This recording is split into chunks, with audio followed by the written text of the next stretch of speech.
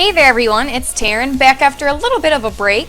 Thought it was finally time to tell you in first person about all the great stuff happening in the free-to-play gaming community. So, let's get started. FreeMMOStation.com.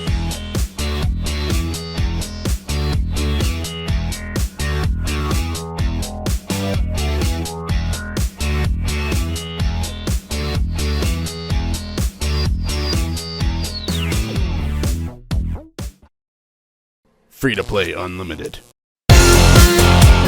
Blade & Soul's second major update is now live. Unchained is the name, and one of the greatest things about it is that it adds the Warlock class to the game. The new class Warlock is exclusive to the Jin and Lin, uses Razor weapon type, prefers ranged attacks, and is capable of summoning a massive demonic thrall to finish the enemies. Floor 8 of Mushin's Tower is also available, as well as Naryu Labyrinth, a heroic dungeon available in both 6 and 4 player versions. NCSoft was cool enough to give everyone a free additional character slot unlock so that you can get the new Warlock class. How awesome is that? It was recently announced that the Tree of Savior International Beta is coming soon. So we essentially got an announcement for an announcement. Pretty much marketing at its finest. After a couple of English betas and a Korean version where a virtual hairstyle costs about as much as an actual haircut in real life, Tree of Savior is quickly moving toward open beta. We should have some more news in a few weeks, or as they say nowadays, soon. It's not just Blade & Soul that gets to enjoy a new update. TERA players recently got Dawnfall, which launched March 1st. The Dawnfall update brings a revamped island of Dawn, an area familiar to all TERA veterans, which is now ridden with foul creatures and BAMs, or big-ass monsters. It is now a level 65 hunting ground with an all-new storyline, daily solo, and group quests. The Dreadspire dungeon is back, and the Forsaken Island gets a hard mode, with deadlier versions of 3 of the toughest bosses ever seen in TERA. The rewards, however, are said to be worth it.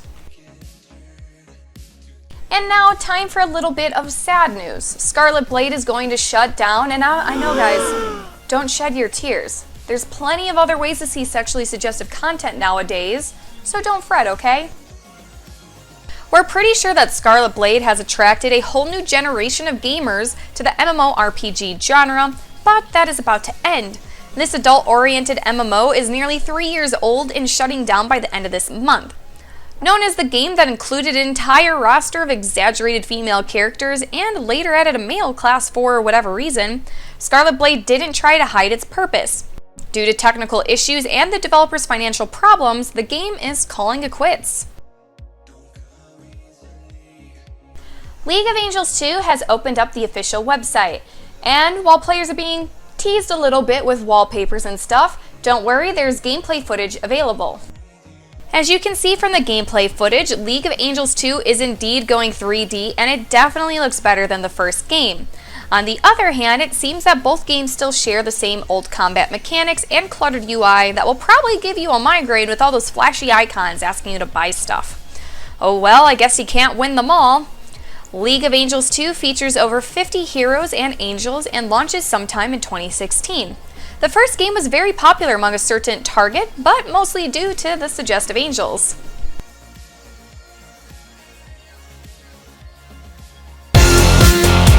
In this episode, we want to give our full first look attention to Ascendancy, the Path of Exile expansion that comes out March 4th. You know, probably while you're watching this.